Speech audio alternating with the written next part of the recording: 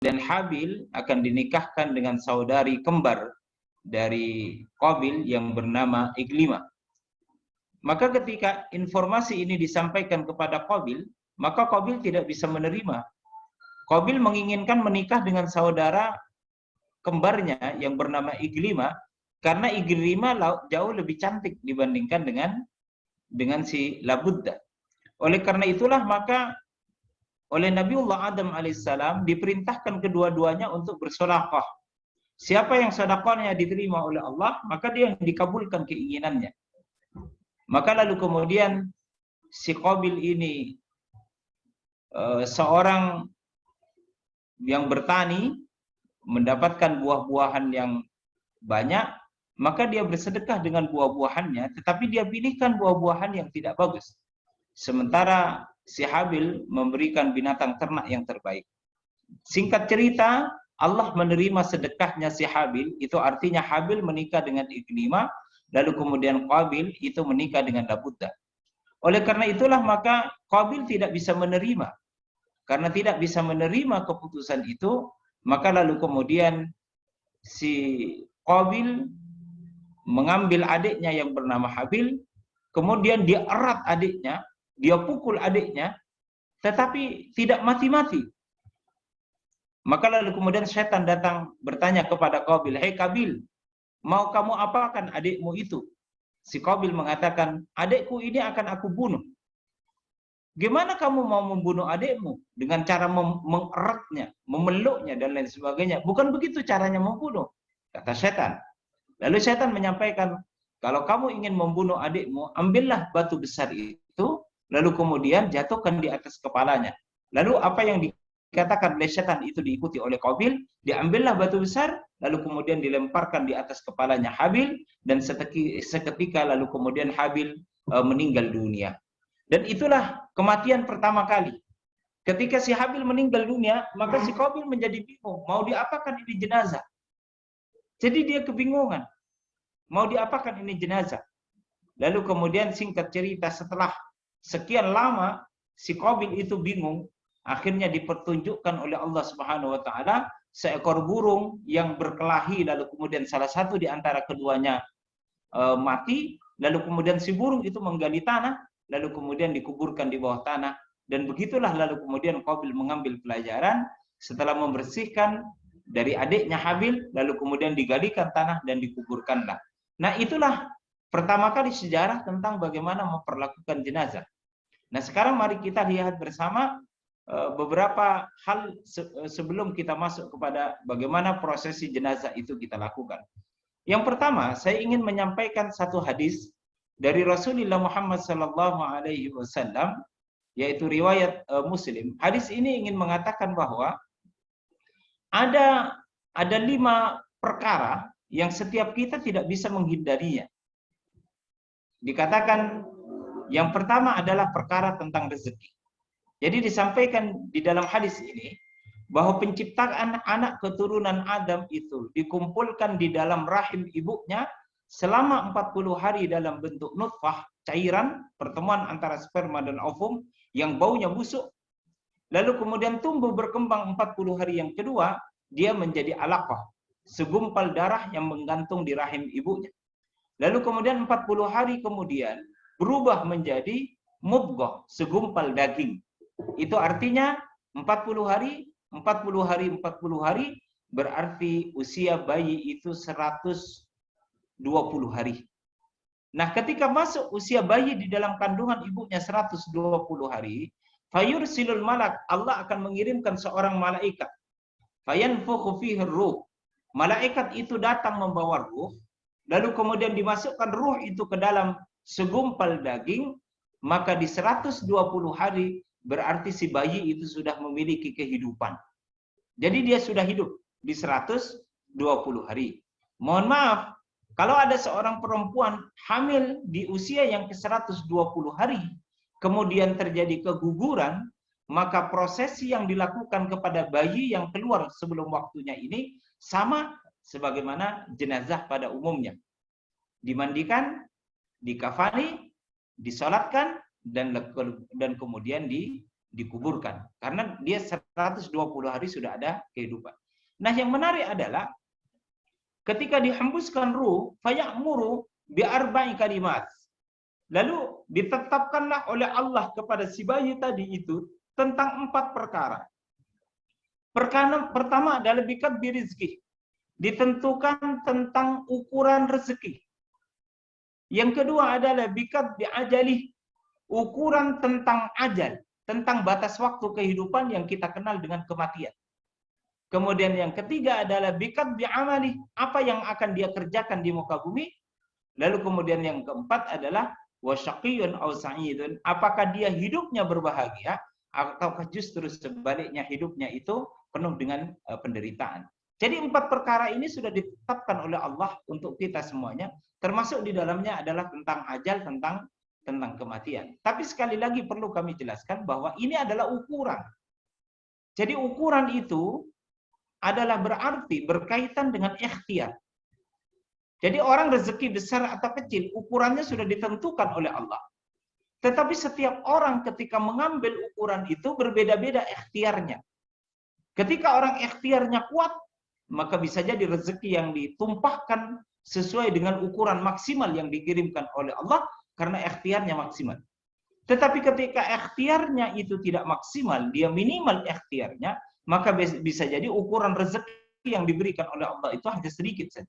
Sama juga dengan ajal.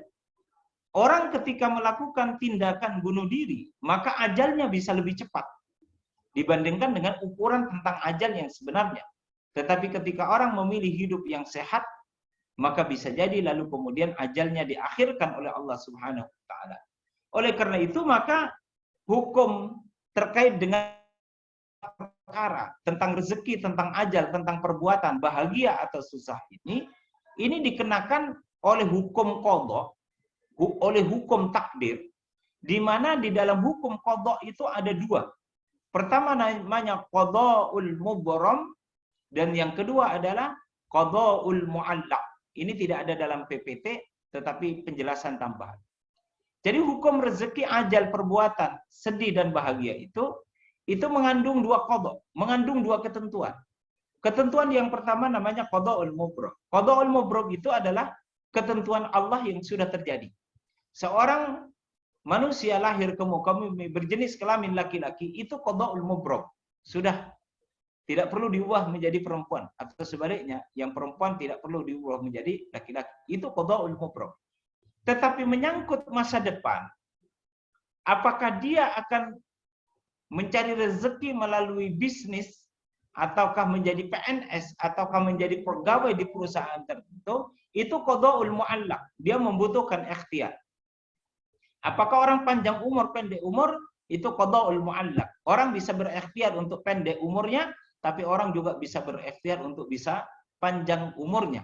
Oleh karena itu, maka ikhwan dan akhwat, para mahasiswa dan mahasiswi, masa depan kalian itu berarti qadhaul mu'allaq. Dengan siapa antum menikah, itu qadhaul mu'allaq. Kita boleh berikhtiar, siapa saja bisa menjadi calon istri bagi laki-laki yang hadir di majelis ini, ataupun menjadi suami bagi perempuan yang hadir. Itu qadhaul mu'allaq. Kita boleh berikhtiar untuk bagaimana mendekatkan jodoh kepada kita sendiri. Nah, ketika orang sudah menikah, itu qadhaul mubram. Itu ketentuan Allah yang tidak bisa ditolak. Nah, mari kita lihat bersama-sama bahwa mati itu sebuah kepastian. Nah, sekali lagi saya melanjutkan dari penjelasan hadis Rasulullah Muhammad SAW. Silahkan PPT-nya dilanjutkan. Mati itu sebuah kepastian. Mari kita lihat di dalam surah Al-Imran ayat 185. Kullu nafsin dha'iqatul maut wa innama tuwaffawna ujurakum yawmal qiyamah faman zuhziha 'anil nari wa udkhilal jannata faqad faz. Wa mal hayatud dunya illa mata'ul ghurur. Setiap jiwa itu pasti akan menemui kematian. Dan sesungguhnya tuwaffawna akan ditunaikan balasan-balasan kalian pada hari kiamat. Dan barang siapa yang dimasukkan ke neraka, barang siapa yang dihindarkan dari neraka jahanam dan dimasukkan ke dalam surga, faqad faz, maka dia menjadi pemenang. Dan tidaklah kehidupan dunia ini kecuali dia adalah kenikmatan yang menipu.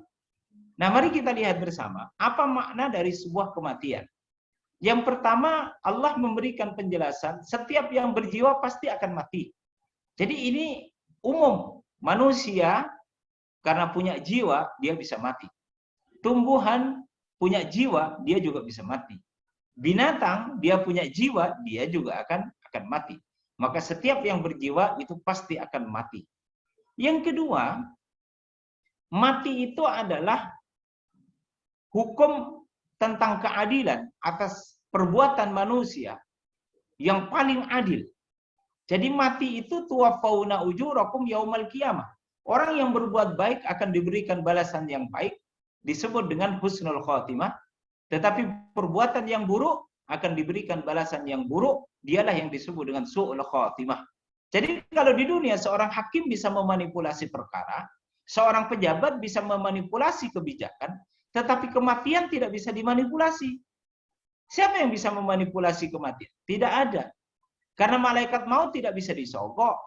Malaikat maut tidak bisa lalu kemudian ditampakkan dengan kecantikan seorang wanita lalu berbelok untuk tidak lagi mengambil nyawanya. Tidak bisa. Idza ja'al haqq wa zahaqal batil. Ketika kebenaran itu sudah datang, kebatilan itu pasti sirnya. Kullu nafsin dha'iqatul maut. Idza ja'a ajalukum falas istakhiruna sa'atan wa la yastaqdimun. Ketika ajal seseorang itu sudah datang, tidak akan pernah diakhirkan sedikit pun ataupun dimajukan sedikit pun. Jadi mati itu adalah bagian dari keadilan tentang bagaimana memberikan balasan kepada orang yang baik ataupun orang yang buruk selama hidupnya. Kemudian yang ketiga adalah kematian itu adalah puncak dari kemenangan hidup seseorang. Jadi kemenangan hidup seseorang itu adalah ketika orang menjemput ajalnya. Sehingga orang yang berkuasa, kalau filosofi kekuasaannya itu dikaitkan dengan filosofi kematian, pasti dia adil. Kalau orang bekerja dihubungkan dengan filosofi tentang kematian, pasti dia adil. Karena mati itu adalah piala kemenangan bagi orang yang mendapatkan surga. Atau bagi orang yang bisa memastikan hidupnya itu penuh dengan kebaikan-kebaikan. Maka ditutup oleh Allah ayat ini dengan kata-kata wa mal hayatud dunya illa mata'ul ghurur, dan tidaklah kehidupan dunia ini kecuali di dalamnya ada kenikmatan, tetapi ada banyak kenikmatan yang menipu. Na'udzubillahi min dzalik. Nah, sekarang berikutnya saya ingin menyampaikan tentang tanda kematian. Allah berfirman di dalam surah Al-Baqarah, kutiba alaikum idza hadara ahadakumul maut. Nah, ini dia. Idza hadara ahadakumul maut. Jadi ayat ini ingin mengatakan begini. Kalau orang itu sudah mendekati kematiannya, maka tidak ada kata lain kecuali Allah pasti akan mengirim isyarat-isyarat tentang kematian. Nah, ini menarik nih. Jadi orang yang mati itu tidak serta-merta langsung mati. Allah akan kirimkan isyarat-isyarat tentang kematian. Persoalannya adalah ada orang yang peka membaca isyarat tentang kematian, tetapi ada orang yang tidak memiliki kepekaan untuk membaca isyarat kematian. Nah, orang yang punya kepekaan, intaraka khairanil wasiyatu lil walidaini wal aqrabina bil ma'ruf, maka orang yang sudah dikirimkan isyaratnya tentang kematian, dia menuliskan wasiat yang terbaik untuk keluarga-keluarga yang ditinggalkannya, anak-anak atau bapak ibunya dan lain sebagainya. Baik. Jadi orang yang mati akan dikirimkan isyarat kepada mereka. Saya mudah-mudahan yang hadir di majelis ini tidak ada yang menangkap isyarat itu ya. Kalau ada yang sudah menangkap isyarat itu, segera tuliskan wasiat. Hati-hati saja. Oke, kita lanjutkan kepada keadaan amal orang yang meninggal. Jadi ikhwan dan akhwat yang dimuliakan Allah Subhanahu wa taala, jadi karena orang yang akan meninggal itu dikirimkan isyarat terlebih dahulu, maka orang harus menyadari betul terkait dengan kebersihan hati dan pikirannya agar punya kepekaan itu.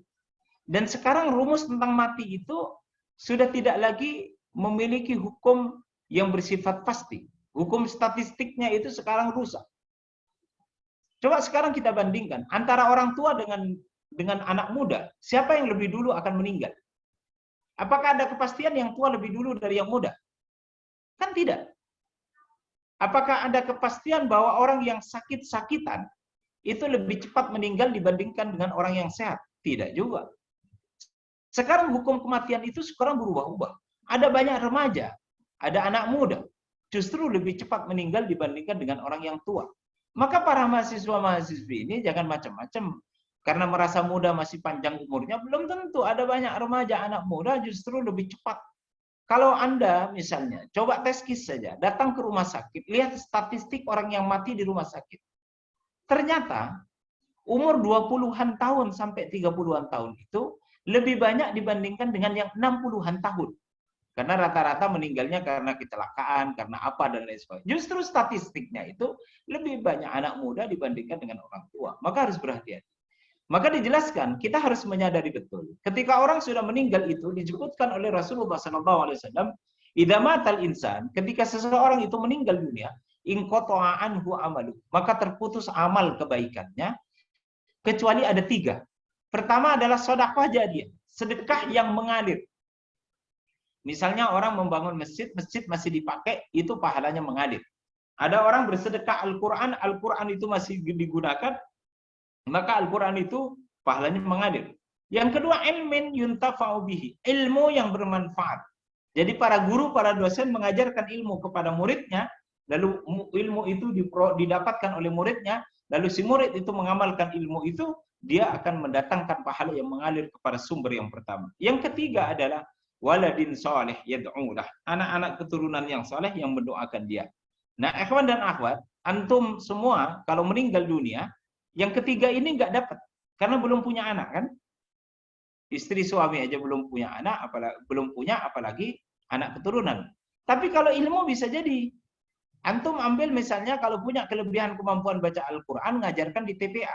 Ajarkan basmalah, ajarkan Fatihah, itu sudah ilmu yang bermanfaat. Pahalanya akan mengalir sampai pun kita meninggal dunia. Jadi ini keadaan orang yang sudah meninggal dunia. Jadi kalau ada bapak ibu Anda, mohon maaf, sudah meninggal dunia, maka harapan pahala kebaikan untuk mereka ada di nomor 3 itu. Waladin soleh yad'ulah. Anak-anak yang soleh, taat beribadah, ketika selesai sholat dia memberikan doa, Allahumma ghfirli wa li walidayya warhamhuma kama rabbayani shaghira. Itulah amal kebaikan yang mengalir kepada orang tua kita yang sudah meninggal dunia. Mari kita lanjutkan. Nah, oleh karena itu maka, karena setiap orang pasti akan mati, saya ingin mengatakan, oh ternyata mati itu bisa latihan. Ada latihan kematian. Allah sampaikan di dalam surah Az-Zumar ayat 42.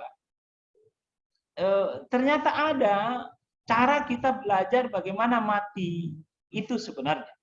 Allah yatawaffal anfusa hina mautiha. Allah mewafatkan jiwa seseorang hina mautiha, ketika dia mati. Clear, ini jelas. Materi yang sekarang kita jelaskan. Tapi lanjutan ayat ini, wallati lam tamut fi manamiha. Ada orang yang diwafatkan jiwanya oleh Allah, dia tidak mati, melainkan dia fi manamiha, dalam keadaan tidur. Fayumsikul lati 'alaihal mauta wa yusilul ukhra ila ajalin musamma.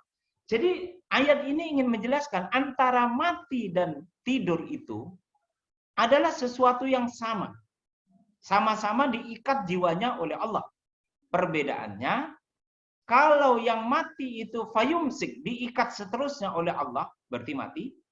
Wa yursilul ukhra ila ajalin musamma, sementara orang yang tidur diikat jiwanya oleh Allah sampai waktu tertentu nanti akan dikembalikan lagi, lalu kemudian yang tidur itu bangun kembali. Tetapi hakikatnya sama. Orang tidur itu hakikatnya juga mati. Sama dengan orang yang mati, yang dimandikan, dikafani, disolatkan, dikuburkan. Oleh karena itu, maka orang yang tidur diperintahkan oleh Rasulullah untuk membaca doa. Doa apa? Bismika Allahumma ahya, wa bismika amutu, mati. Bismika Allah, dengan nama engkau ya Allah aku hidup, dan dengan nama engkau ya Allah aku mati. Orang mau tidur, berdoa tentang mati. Ketika dia bangun, alhamdulillahilladzi ahyana ba'dama amatana wa ilaihin nusyur. Segala puji bagi Allah yang menghidupkan kami setelah mematikan kami. Sehingga saya ingin mengatakan, kalau ikhwan dan akhwat mau belajar tentang mati, maka tidur itu adalah sama dengan mati. Sehingga nanti malam saya sarankan, ketika akan tidur, tolong beli kain atau baju yang putih. Pakailah baju yang putih. Kalau mbak-mbaknya, akhwat, pakai ruku yang putih. Ikhwannya pakai baju takwa yang putih. Sebelum tidur, mandi dulu. Kan jenazah dimandikan, mandi dulu. Kalau mandi terlalu dingin, ambil air wudhu, bersuci. Setelah itu ambil kain yang putih, yang bersih. Setelah itu, lalu kemudian berbaringlah dengan meletakkan kepala di sebelah utara, lalu kemudian bacakanlah zikir, atau kalau bisa sebelum sholat, sebelum tidur itu sholat dulu 2 rakaat, setelah kemudian baringkan dalam tidurnya, lalu kemudian bacakanlah orang yang seakan-akan sedang mentalkinkan orang yang mati. La ilaha illallah. Mau tidur seperti itu. Bisa ya diamalkan nanti malam ya. Jadi ambil air wudhu, ambil baju yang bersih, diusahakan yang warnanya putih, lalu kemudian letakkan kepala di sebelah utara, berbaring ke sebelah barat, kemudian setelah itu banyak-banyaklah berzikir, karena berarti Anda sedang mengalami proses kematian. Bisa dipahami? Bisa ya, nanti malam diamalkan. Mudah-mudahan bisa tidur. Baik, kita lanjutkan kepada prosesi pengurusan jenazah ya, setelah latihan mati. Jadi proses mengurus jenazah ini saya kira semua orang sudah paham. Jadi yang pertama tentu adalah memandikan. Jadi hadis Bukhari Muslim mengatakan mandikanlah dengan air dan daun bidara. Jadi ada banyak hadis Nabi tentang ini. Ada yang mengatakan mandi itu menjulurkan air dua gayung saja, atau 4 gayung, atau 5 gayung, atau 6 gayung, atau sesuai kebutuhan boleh. Dicampurlah air itu dengan daun bidara. Apa itu daun bidara? Kalau di Madura itu bukol namanya, daun bidara. Nah, boleh juga di air yang terakhir itu dicampur dengan kapur barus. Lalu kemudian dihadirkan kepada jenazah biar kalau ada sesuatu yang tidak bagus di tubuhnya itu baunya menjadi bagus dan lain sebagainya. Jadi pertama adalah memandikan ya. Pertama adalah memandikan dengan air dan daun bidara. Yang kedua adalah mengkafani dengan 2 lapis atau 5 lapis untuk wanita dan memperbagus cara untuk membungkusnya. Ini sayangnya kalau kita tatap muka bisa praktek kita. Lalu salah satu di antara mahasiswa kita minta untuk menjadi relawan yang meninggal dunia. Kira-kira ada yang siap enggak ini dari mahasiswa? Untuk bisa menjadi relawan. Kalau mahasiswi jangan, mahasiswa saja yang jadi relawan. Ini sayangnya tidak ada. Nah yang ketiga adalah mensolatkan.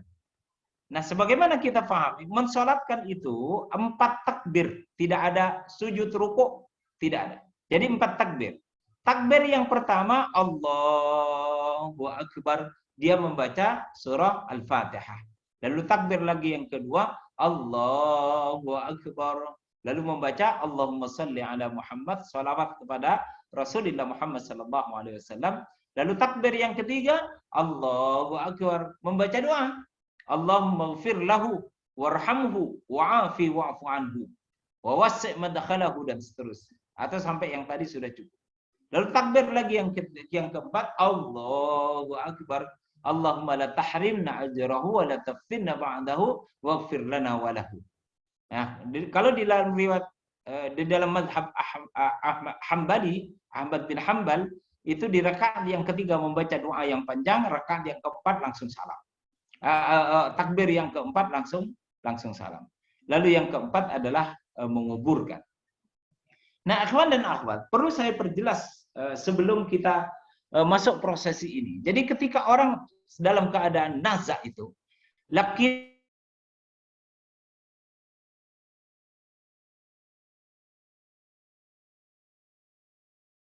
mautakum la ilaha illallah. Jadi Rasulullah sallallahu alaihi wasallam agar kita mentalkinkan dengan bacaan la ilaha illallah, la ilaha illallah. Jadi seperti itu ditalkin. Talkinkan begitu saja. Nah, ketika jenazah calon orang yang sedang nazak itu menirukan la ilaha illallah, sudah biarkan, selesai dia. Tunggu meninggalnya. Setelah ditunggu meninggal, tidak mati-mati. Masih minum, kasih air. Setelah minum berbicara, talkinkan lagi. La ilaha. Jadi usahakan ungkapan la ilaha illallah itu adalah yang terakhir. Tidak diselai omongan yang lain. Nah, begitulah namanya lakino mautakum la ilaha illallah. Dan siapa yang paling bagus mentalkinkan adalah anaknya. Anaknya adalah yang terbaik. Maka setiap antum ikhwan dan akhwat yang punya orang tua harus bisa mentalkinkan dengan ucapan la ilaha illallah, diperdengarkan ke telinganya.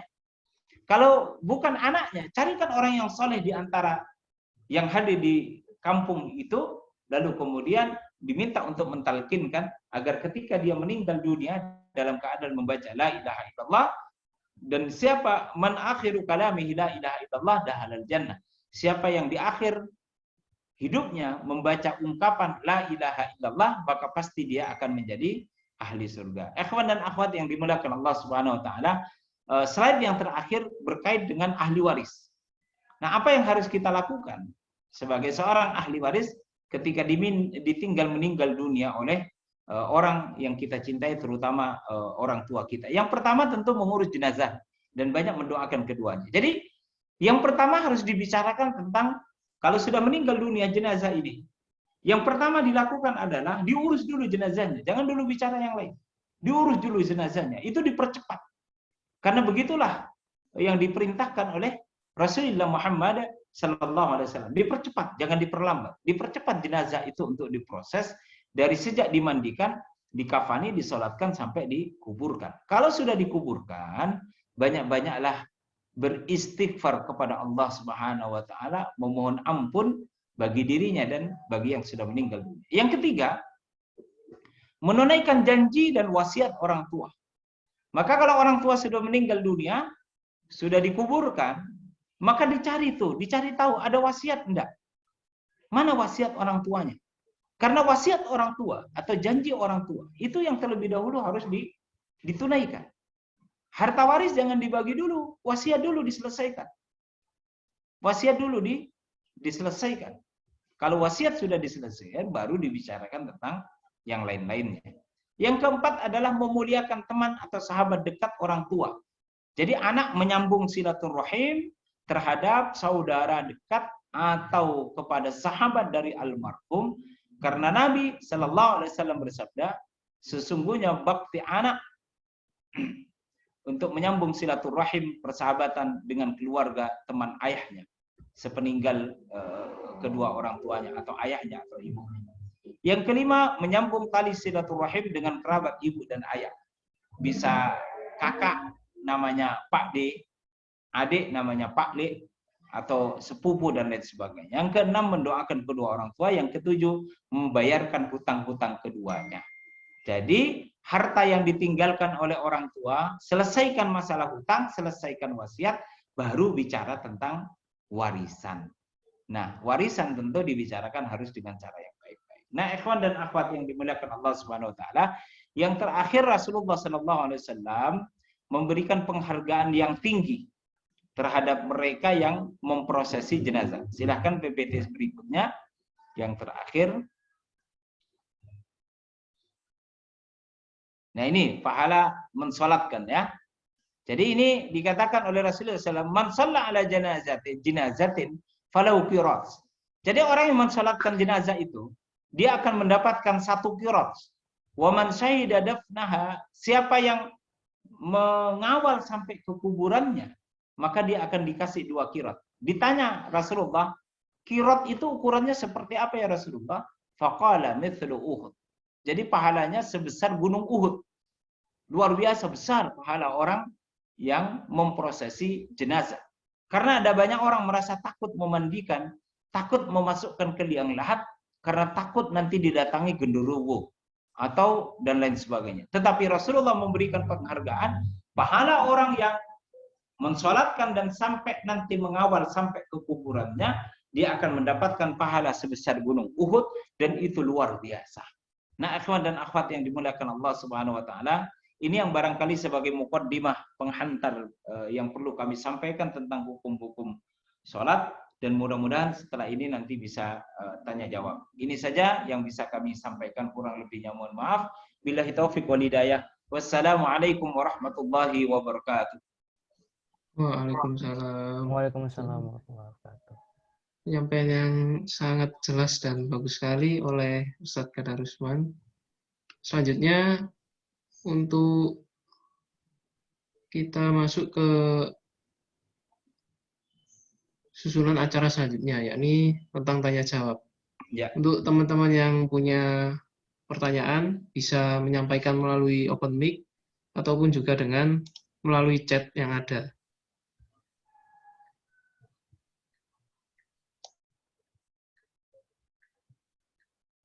Assalamualaikum Ustaz.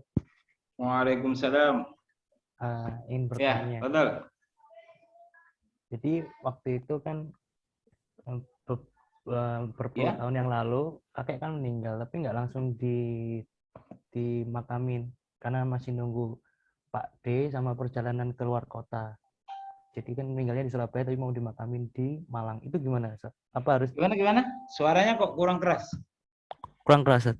Ya, itu keras. Jadi kakek kan meninggal beberapa tahun yang lalu. Nah, tapi tidak langsung dimakamkan. Jadi nunggu Pak D yang lagi di luar pulau sampai datang baru dimakamin. Itu gimana, Ustaz? Sebaiknya Ya. nunggu apa langsung dimakamin itu gimana? Jadi dikuburkan lebih cepat itu hukumnya hukum keutamaan. Jadi keutamaan. Tentu sesuatu yang utama itu idealnya itu didahulukan, dipercepat. Tetapi memang di dalam kenyataannya seringkali lalu kemudian ada terhalang ketika orang-orang yang dekat dengan almarhum ini masih berjauhan seperti kasus tadi. Nah, sehingga ya tentu sebenarnya perlu ada kearifan ya dari yang keluarga yang masih hidup sebenarnya untuk bagaimana agar jenazah ini dicepatkan. Itu sekali lagi kepada persoalan local wisdom saja, kebijaksanaan daerah ketika merasa ada keluarga tercinta itu belum hadir, lalu kemudian minta untuk ditunggu. Nah, ketika dia minta ditunggu, sebenarnya yang menjadi problem adalah kita sedang menggantungkan bagi jenazah untuk segera tidak menyelesaikan urusan-urusan setelah meninggal dunianya. Itu saja sebenarnya. Sehingga di dalam forum ini saya ingin menyampaikan, ya kalau ada salah satu di antara saudara kita meninggal dunia, ya sebisa mungkin untuk disegerakan. Dan ada kearifan dari yang masih hidup agar mengikhlaskan yang almarhum ini untuk dipercepat gitu. Walaupun ketika ditunggu ya tentu ya itu pilihan ya, pilihan dari keluarga. Tapi sekali lagi ada resiko bagi yang meninggal dunia ini tidak segera selesai. Artinya dia menggantung prosesi dari dimandikan, dikafani, disolatkan sampai dikuburkan. Itu aja sebenarnya konsekuensinya. Oleh karena itu maka saya menyarankan, karena ini menyangkut persoalan rasa ya, persoalan perasaan dalam satu keluarga, agar ada kearifan dari keluarga. Kalau sampai ada salah satu di antara keluarga kita meninggal dunia, kalau penundaan itu terlalu lama, ya saya kira akan lebih bagus untuk dipercepat agar yang meninggal dunia ini segera mendapatkan hak-haknya sebagai orang yang sudah oleh Allah Subhanahu wa taala diwafatkan. Saya kira seperti itu yang bisa saya sampaikan. Terima kasih. Barakallahu fiikum. Terima kasih, Ustaz. Ya. Boleh naik lagi nggak, Ustaz? Halo. Ya. Boleh naik lagi nggak, Ustaz? Boleh. Jadi nggak ada masalah buat ruhnya ya. Jadi cuma ada yang belum selesai hajatnya buat mayatnya gitu aja kan ya. Iya, enggak ada masalah. Itu sah saja dan boleh saja. Tetapi Rasulullah memberikan arahan untuk disegerakan. Kalau tidak disegerakan, maka itu adalah bagian dari pilihan dari keluarga, dan tentu yang almarhum yang tidak segera mendapatkan hak-haknya sebagaimana layaknya orang yang meninggal dunia. Saya kira seperti itu. Itu ruhnya di mana ya, Ustaz? Ya ruhnya, ya ruh orang yang meninggal itu sudah dibawa oleh malaikat maut. Jadi ada orang berpendapat bahwa ruh dari orang yang sudah meninggal dunia itu disimpan dulu di langit sebelum nanti ke padang mahsyar. Wallahu alam bisawab. Kita tidak bisa yas'alunaka 'anil ruh, qulir ruhu min amri rabbih. Mereka bertanya tentang ruh. dan katakan kepada mereka bahwa ruh itu adalah miliknya Allah Subhanahu wa taala, yang pasti ruh itu sudah diambil kembali oleh Allah. Persoalannya di mana dia disimpan, wallahu a'lam bishawab. Sehingga tidak ada lagi cerita orang yang mati bangkit kembali seperti dalam cerita-cerita film Mandarin atau cerita-cerita film Korea. Nah, ini yang suka nonton film Korea ya. Jadi seperti misalnya Train to Busan itu ya. Nah, itu nggak ada lagi cerita orang yang mati itu bangkit kembali, nggak ada, selesai di dalam konsep Islam, nggak ada. Jadi kalaupun misalnya, mohon maaf, tiba-tiba ada aroma bau seperti almarhum, ada penampakan seperti almarhum, kita harus menyadari bahwa setiap diri manusia itu ada satu makhluk yang namanya qarin, dia dari jenis jin, yang sejak orang itu lahir ke muka bumi, maka jin itu mengutus satu orang untuk masuk dalam tubuhnya, dia disebut dengan qarin. Nah, qarin itu ngerti kebiasaan kita, karena dia di dalam tubuh kita, dari kecil sampai dewasa. Sehingga ketika kita meninggal dunia, si qarin tidak masuk ke alam kubur, dia keluar dari tubuh yang meninggal ini. Dan si qarin ini akan kembali tinggal di rumah di mana almarhum itu tinggal. Maka si qarin ini yang bisa menampakkan dirinya seakan-akan seperti almarhum, yang menampakkan aroma seakan-akan seperti almarhum, yang menampakkan si qarin ini. Sehingga di dalam tubuh setiap ikhwan dan akhwat ini, misalnya Aminah itu punya qarin juga. Nurisma juga punya qarin. Laili Sekar juga punya qarin. Ada jin di dalam tubuhnya. Dan dia sedang bertarung dengan setiap tubuh orang karena dia selalu menyuarakan agar bermaksiat kepada Allah, senang kepada dunia glamor, senang kepada dunia maksiat, itu qarin. Tapi di dalam diri manusia itu kan yuladu al fitrah, ada juga fitrah kebaikan. Sehingga di dalam diri orang itu ada pertarungan, satu sisi dia ingin berbuat baik, tetapi juga ada suara batinnya yang menyuruh kepada keburukan, itu suaranya qarin. Kalau yang besar itu adalah suara fitrah, maka dia jadi orang yang soleh dan solehah.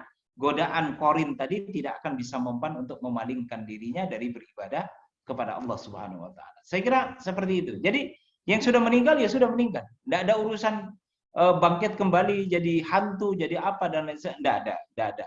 Itu hanya cerita-cerita nenek moyang, karena dulu anak-anak kecil dulu suka keluar malam. Nah, ditakut-takutilah dengan hantu, genderuwo dan macam-macam biar mereka takut keluar malam. Kira-kira seperti itu. Barakallahu fikum. Syukran Ustaz. Assalamualaikum Ustaz. Ya. Ini ada pertanyaan dari peserta melalui chat. Saya akan bacakan, Pak.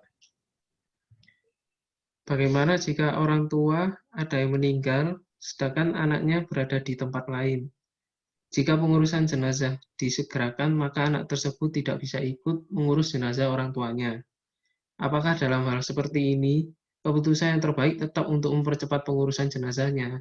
Terima kasih. Ya, baik.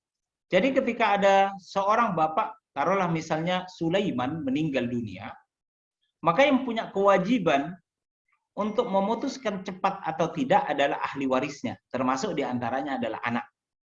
Oleh karena itu, maka ketika ada jenazah yang meninggal dunia, segera dikontak anaknya agar minta izin kepada yang bersangkutan agar jenazah dipercepat, disegerakan sebagaimana sunnah Rasulullah Muhammad SAW. Ketika si ahli waris atau si anak tadi meridhokan untuk disegerakan, maka berarti jenazah tadi disegerakan. Siapa yang memandikan? Tentu orang-orang yang soleh. Yang jenazah laki-laki dimandikan oleh laki-laki, jenazah perempuan dimandikan oleh yang perempuan. Jadi ketika si anak tadi tidak bisa mengurus jenazah dari orang tuanya, nggak ada masalah. Toh kan ada orang beriman, orang yang soleh di kampung itu untuk mengurusi jenazah. Yang penting anak yang tadi ditinggal meninggal oleh orang tuanya dimintai izin untuk disegerakan. Tapi kalau si anak misalnya mengatakan tunggu kedatangan saya, ya monggo, itu musyawarah keluarga. Itu sekali lagi pilihan dari keluarga disegerakan atau tidak. Kalau mengikuti sunnah Nabi, disegerakan. Tapi kadang-kadang itu sekali lagi masalah rasa. Mungkin si anak mengatakan, enggak, ini pertemuan saya yang terakhir, saya mau ketemu. Ya sudah, berarti ditunggu kedatangan anak itu. Kalau misalnya kedatangan anak itu naik pesawat, kok pesawatnya delay misalnya 1 hari, ditelepon lagi. Ini jenazah kalau nggak dikebumikan, ini kan satu, dari sisi haknya sebagai jenazah tidak segera ditunaikan, dan yang kedua, bisa menyebabkan kondisi fisiknya itu semakin tidak bagus. Maka seharusnya keluarga itu bermusyawarah, termasuk di dalamnya adalah si anak yang ada di perjalanan tadi, untuk dimintai izin agar jenazah tadi disegerakan. Sehingga kalaupun anak tidak mengurusi tentang pemandian sampai penguburannya, tidak ada masalah. Yang penting ada orang beriman di kampung itu yang siap untuk mengurusinya. Saya kira seperti itu yang bisa saya sampaikan kepada Ukhti Santi Cahyani ya. Oke, barakallahu fikum.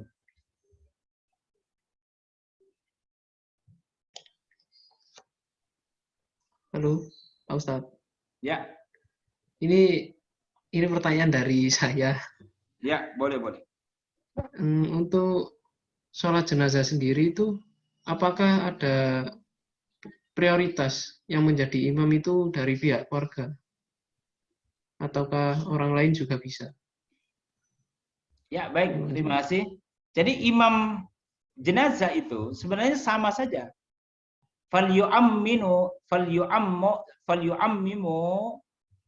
kabirukum. Jadi diusahakan yang jadi imam itu orang-orang yang soleh di antara kalian yang paling sepuh. Jadi kalau misalnya dari keluarga ada yang bisa menjadi imam, ahsan, lebih baik. Tapi kadang-kadang tidak semua keluarga bisa memiliki pengetahuan agama yang cukup, kemampuan Al-Quran yang baik untuk menjadi imam. Maka kalau di antara keluarga tidak ada yang bisa mewakili keluarga sebagai orang yang kabir tadi, kabir ilmunya, kabir kesolehannya dan lain sebagainya, maka keluarga bisa menunjuk salah satu di antara jamaah yang dipandang orang yang paling soleh untuk menjadi imam jenazah. Kira-kira seperti itu. Sama dengan sholat pada umumnya ya, diambil yang terbaik. Saya kira seperti itu. Barakallahu fikum. Baik, dari peserta lain ada yang mempertanyakan lagi? Silakan kalau ada. Maka para mahasiswa-mahasiswi ini, kata Rasulullah SAW, fa'alal khairi fakharribhu.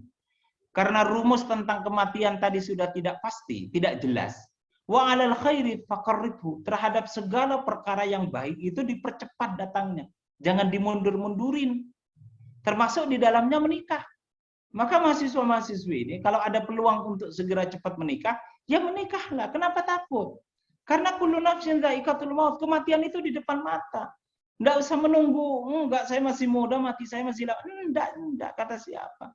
Jadi mahasiswa-mahasiswi ini, kalau di depan mata oleh Allah ditampakkan sudah jodoh, bahagia rasanya di dalam hati memandangnya, minta saja sama orang tuanya, menikahlah sambil kuliah. Karena mati sudah di depan mata ini. Sudah di depan mati kematian ini. Wabah COVID ini datang terus menerus ini. Jadi itu saran saya kepada mahasiswa-mahasiswi ya. Ini semester berapa ini? Hah? Semester berapa Mas Novan? Banyak Pak, ada yang 4, ada yang 6. Ada apa-apa, semester 4 menikah sambil kuliah itu banyak orang sukses. Termasuk saya dulu kuliah sambil nikah kan. Nyatanya sukses, saya dapat beasiswa Super Smart 2 kali saya. Dapat beasiswa Kemenak 2 tahun saya S2. S3 saya dapat beasiswa lagi. Itu karena berkahnya menikah. Gitu ya. Mas Zaki ya, Mas Novan ya, sama yang enggak kelihatan fotonya ini. Nurisma, Rojab, siapa lagi tuh? Roja ya. Nah, ya, barakallahu fikum. Monggo silakan ya kalau ada yang mau ini.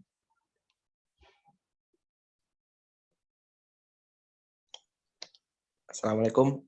Waalaikumsalam. Ya, saya izin nggak pakai video Ustaz, saya karena pakai kaos. Oke, barakallahu fikum.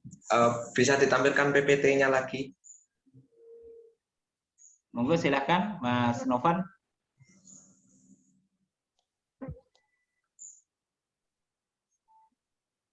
Ya, coba ke slide.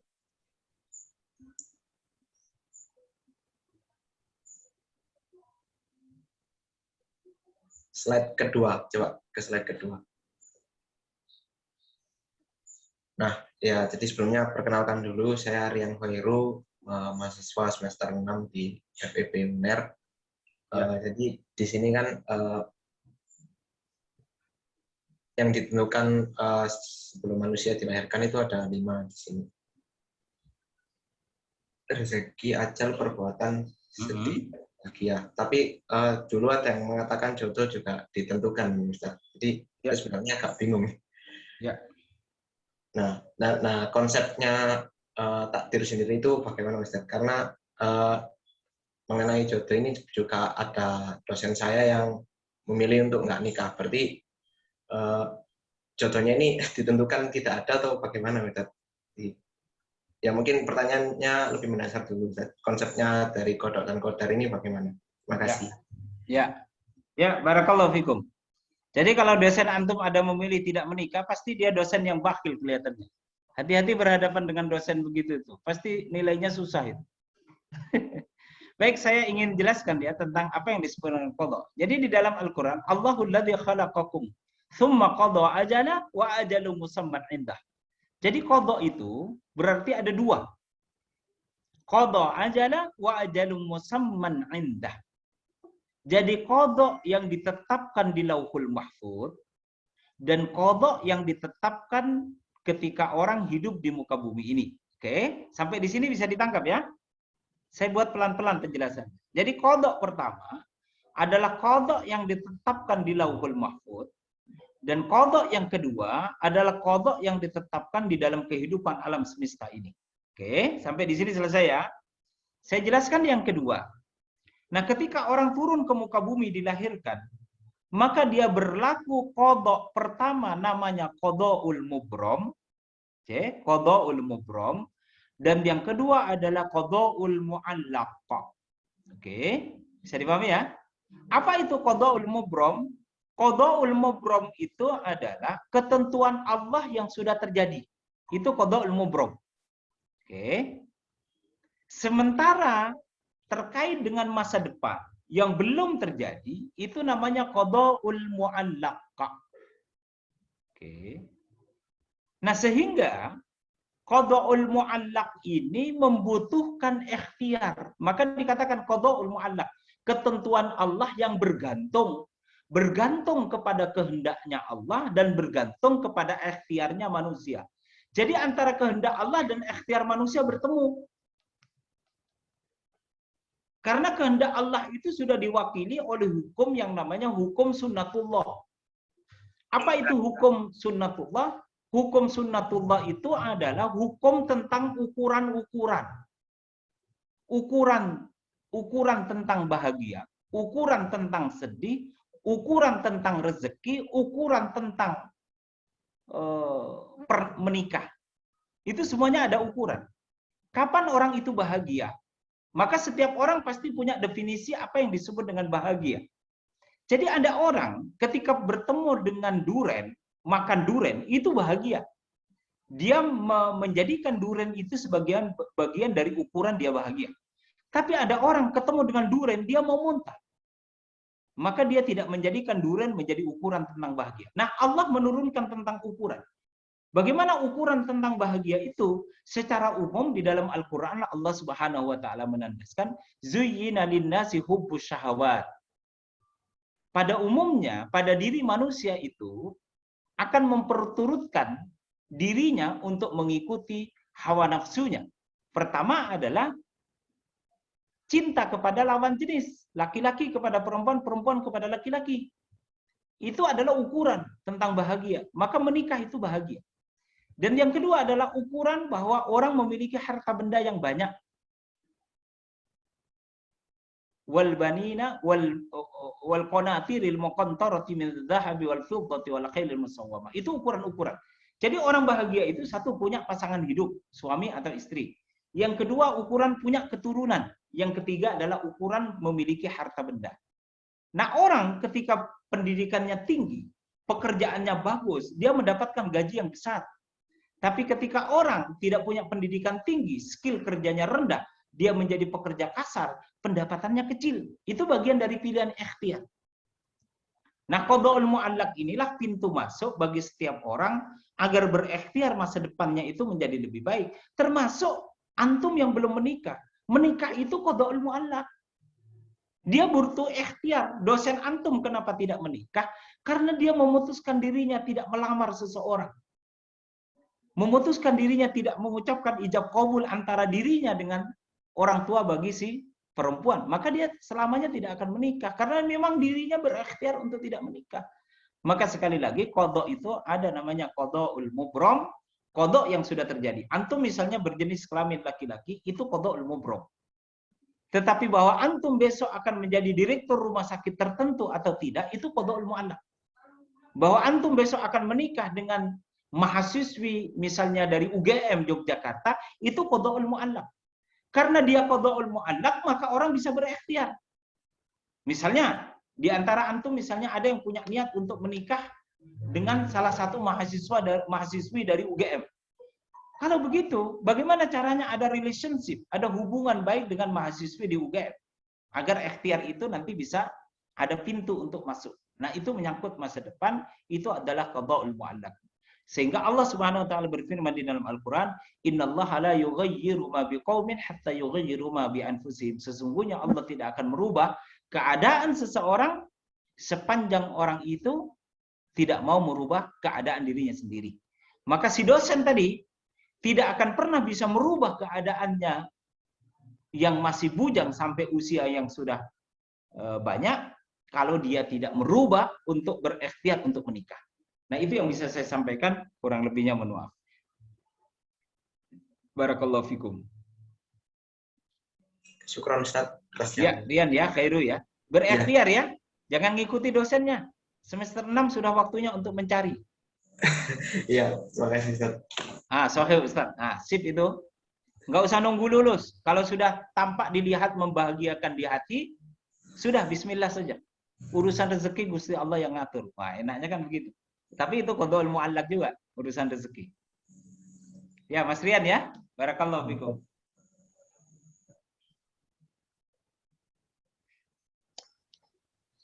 Dari teman-teman yang lain, ada pertanyaan yang akan disampaikan lagi?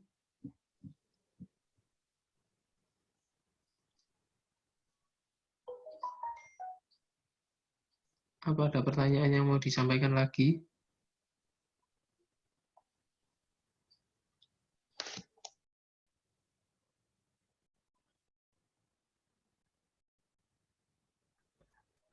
Assalamualaikum Ustaz. Boleh nanya lagi nggak Ustaz? Waalaikumsalam. Kalau kan ada 5 hal tadi yang udah ditentuin sebelum kita dilahirkan di dunia, termasuk kematian. Nah, orang yang bunuh diri itu apakah sudah digariskan atau seperti apa Ustaz? Ya, baik. Jadi begini, itu bicara tentang asal-usul, bicara tentang proses, dan bicara tentang output. Kan kira-kira begitu. Jadi hidup itu kan ada input, itu namanya tentang hukum orang itu ada proses, output itu adalah kematian. Jadi output itu adalah kematian. Nah, input, Rasulullah SAW bersabda, "Kullu mauludin yuladu 'alal fitrah." Semua anak keturunan Adam itu lahir dalam keadaan fitrah.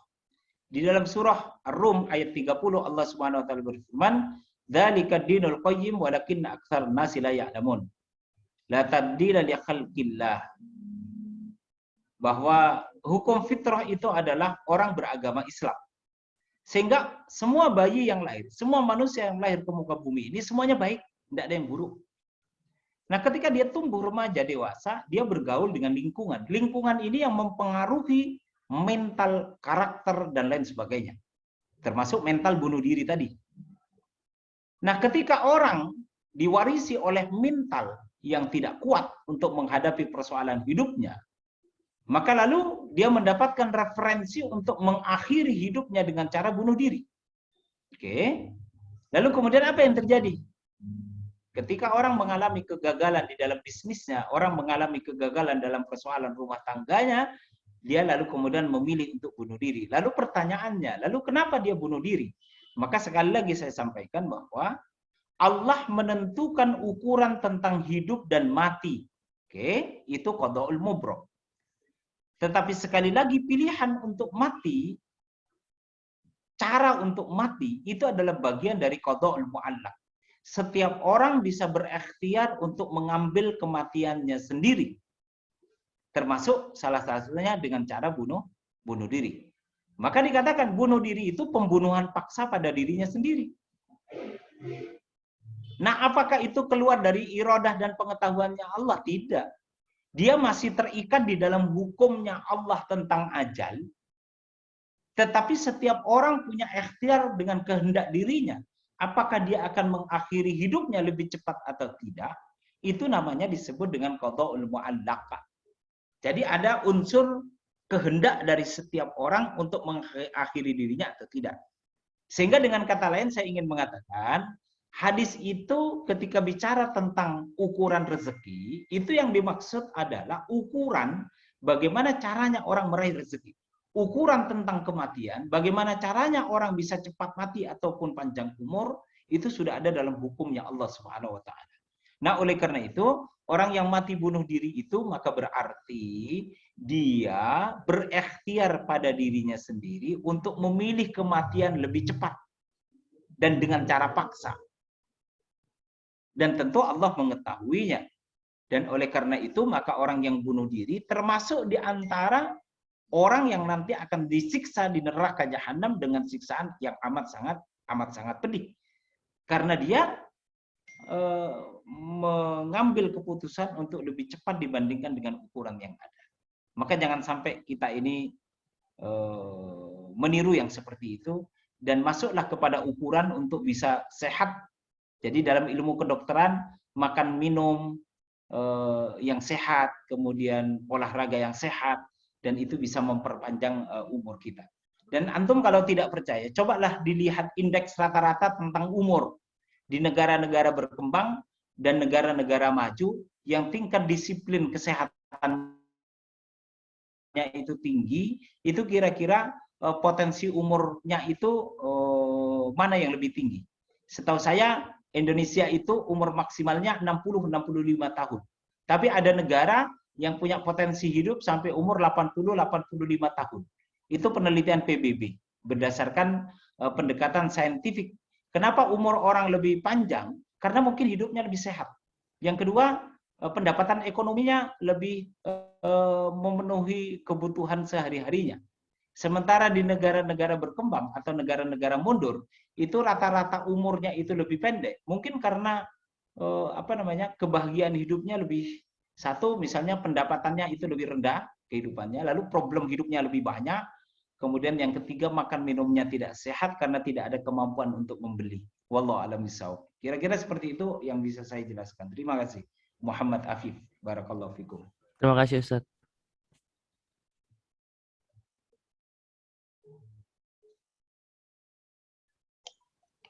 Kalau Untuk ada yang lain saya bisa. saat ini ada yang ditanyakan lagi? Ya.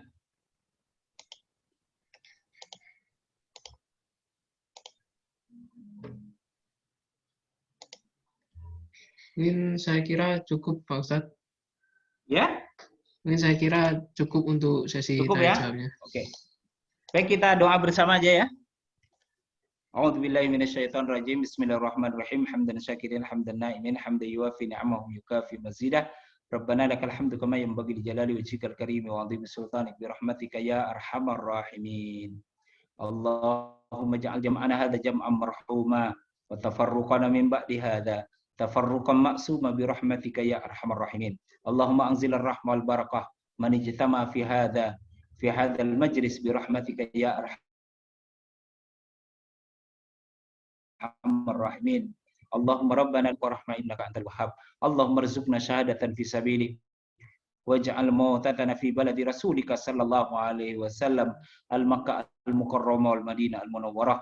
Allahumma rabbana atina fid dunya hasanah wa fil akhirati hasanah wa qina adzabannar wa adkhilna al-jannata ma'al abrar ya azizu ya ghaffar bi rahmatika ya arhamar rahimin. Subhana rabbika rabbil izzati amma yasifun wa salamun alal mursalin walhamdulillahi rabbil alamin. Amin amin ya rabbal alamin.